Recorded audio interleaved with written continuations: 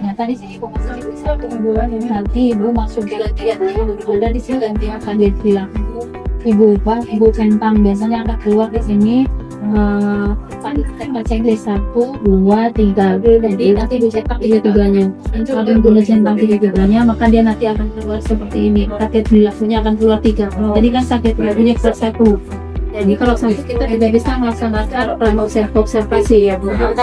Jadi target perilaku ini ada 3 target perilaku ini masing-masingnya ada 9 target perilaku yang harus ya ketika belajar harus direalisasi. Karena kalau ini tidak terlihat berarti nilainya nanti akan berbeda.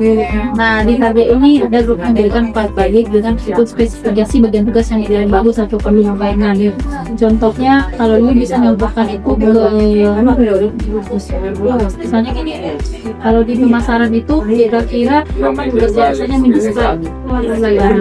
Nah, itu harus perintahnya spesifik ya nak, mendisplay barang ini display barang supermarket kah, minimarket kah, atau biasa. Itu berbeda nah? Itu berbeda. Jadi spesifik, harus spesifik. Nah, kemudian dalam memberikan umpan balik itu, ibu harus ibaratnya menyampaikan bahwa hubungannya dengan tujuan pembelajaran kita ini kemudian menggunakan kenyataan yang membantu siswa jangan sampai pakai istilah-istilah yang contohnya ini kan bisnis retail anak baru kelas 10 ibu sudah berbicara tentang pemerintah tentang apa segala macam karena anak belum paham jadi itu yang pemahaman itu yang harus diberikan dulu ke anak sehingga nanti anak-anak tapi persamaannya tetap diberikan contohnya kalau di akuntansi debit, kredit, dan saldo nah persamaannya debit itu apa? Uang masuk uang keluar kah? Kredit itu apa? Uang masuk uang keluar kah? Saldo itu apa? Kas yang ketiga misalnya seperti itu tetapi tetap diberikan pemahaman bahwa ini sama dengan debit, ini sama dengan kredit, ini sama dengan debit. Nah itu yang poin dari umpan balik ini fokus pada usaha peserta didik untuk merevisi dan juga observasi. Kalau 9 indikator ini belum terlihat, dia akan kasih untuk memperbaiki. Kalau ini sudah bilang mampir lagi, berarti ada indikator ibu harus berpikir keras dengan masih indikator yang belum terlihat. Dia lakukan di mengenai tambahan tercapai atau tidak tercapai ini akan keluar itu kan akan keluar kemudian kalau dia mengajar sampai jam selesai kalau dia 12 TP 12 PP nanti setelah mengajar temui untuk melakukan pasca observasi itu boleh di hari yang sama boleh di hari berikutnya ya di berikutnya tergantung juga nanti di fakta itu nanti yang akan sampaikan belajar dari dalam kurang ini yang sudah biasanya ini harus dilakukan ini harus itu yang akan disampaikan di ada pertanyaan? Oke. Hai nanti boleh tanya-tanya terus yang minggu yang lalu yang ditampilkan oleh kelompok 2 yaitu kelompok ISKI kemarin ya materinya tentang resiko ganja jadi di sini kemarin ada resiko ganja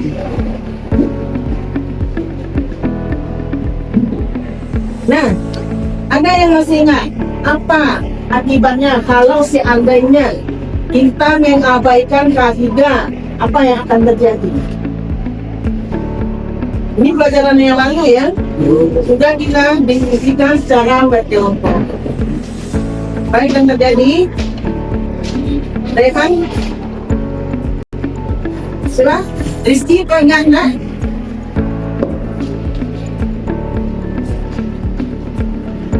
kelompok yang tampil, kelompok Aida, ada yang ingat resikonya kalau tak abaikan kaidah?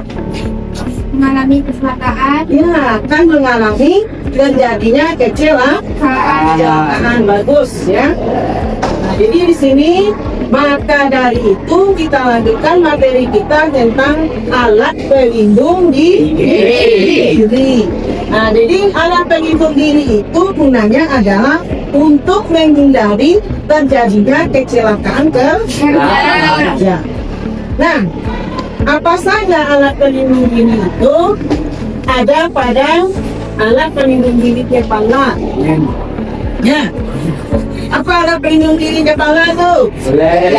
Lens. Nah, untuk apa gunanya? Untuk melindungi kepala dari hal-hal yang berbahaya yang dapat menyebabkan terjadinya kecelakaan atau mungkin ada yang menimpa kepala. Jadi dengan adanya alat pelindung kepala tadi, kita bisa terhindar dari kecelakaan kerja. Kemudian ada alat pelindung diri muka dan mata, ya. Nah, bagian muka ini, ya, nah itu bagian muka. Apa kira-kira alat pelindung diri? Kacamata, ya, untuk melindungi mata. Masker. Masker itu gunanya untuk apa? Menghindari debu supaya kita tidak mendapatkan penyakit. Nah, kemudian ada di sini alat pelindung diri telinga. Ah, kira-kira apa itu yang dari telinga? Oksigen. Yang dari telinga, nah, Jimmy. Supaya nanti tidak ada terdengar, misalnya ada hal-hal yang membahayakan di sini. Yang handset. Apa kira-kira? Ya, Jimmy. Jadi di sini perlu ada alat pelindung diri. Kemudian untuk pernapasan. Nah, apa gunanya? Kita menggunakan alat pelindung diri untuk melindungi pernapasan kita. Kalau seandainya nanti ada debu-debu, ya, nah, kira-kira apa? Siapa yang bisa? Rizky? Masker. Kalau seandainya ada debu. Jadi untuk menghindari melindungi pernapasan kita dari hal-hal yang membahayakan, perlu adanya alat pelindung diri. Kemudian tangan. Sarung tangan. Jadi sarung tangan digunakan untuk melindungi diri supaya tangan kita tidak lecet, tidak ungkang, ya. Nah, kemudian ada APD kaki. Sepatu bot. Sepatu bot gunanya adalah untuk melindungi kaki dari hal-hal yang berbahaya. Nah, dari uraian yang Ibu jelaskan tadi, ada yang mengerti? Ada. Nah, siapa yang bisa mengulang secara sepintas? Bekasnya nanti nilai plus. Siapa? Jini? Nah, awal lupa wah. Rehan? Bisa ulang? Coba ini Aida. Sepintas ya. Boleh lihat tulisan tentang alat pelindung diri. Alat pelindung diri. Alat pelindung diri merupakan perangkat alat yang digunakan oleh tenaga kerja untuk melindungi seluruh atau sebagian tubuhnya terhadap kemungkinan adanya potensi bahaya seperti APD, helm, dan alat untuk telinga, seperti masker. Ya, bagus. Nah, yang lain masih ada yang mau nambah? Yang mau bertanya ada? Udah paham semuanya? Alat telinga tahu. Alat telinga siapa yang bisa? Alat untuk telinga, untuk melindungi telinga dari pendengaran yang apa namanya itu, misalnya terlalu keras, kan bisa merusak gendang telinga, nah. Nah, kira-kira alat telinga itu apa yang bisa digunakan? Handset, tapi handsetnya tidak ada musik, ya. Atau bisa juga dengan musik sebagai hiburan kita. Ya. Ya, bagus. Nah, sampai sini masih ada yang mau bertanya? Ya. Ya, nggak ada. Kalau nggak ada, untuk selanjutnya kita lanjutkan diskusi kita yang ditampilkan oleh kelompok 3 materinya tentang alat pelindung diri.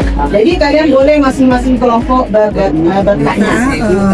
Seperti yang kami lihat kemarin di dalam observasi, alhamdulillah di observasi yang saya lakukan kemarin, Ibu sudah mampu membawakan apa yang ada dalam objek observasi, seperti guru memberikan umpan balik spesifik dan dengan orientasi tujuan. Situ ada perilaku yang dianjurkan.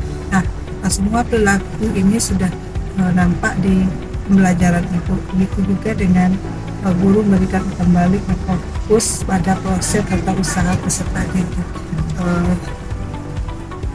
Di sini ada perilaku yang dianjurkan, yaitu guru memberikan umpan balik fokus pada usaha peserta didik untuk refleksi dan perbaikan. Nah, di situ umpan balik yang antara guru dan siswa itu sudah nampak, mana siswa sudah mampu memberikan refleksi atas pembelajaran yang diberikan Ibu kemarin. Nah, di sini juga yang nomor 3, guru menunjukkan kesediaan mendiskusikan umpan balik dengan peserta didik. Nah, di sini juga Ibu sudah mampu membuka komunikasi untuk pertanyaan yang mana nanti akan memancing siswa untuk lebih bertanya dengan keraguan-keraguan yang mereka miliki. Nah, alhamdulillah observasi sudah terlaksana dan semua di sini sudah nampak di pembelajaran Ibu. Terima kasih.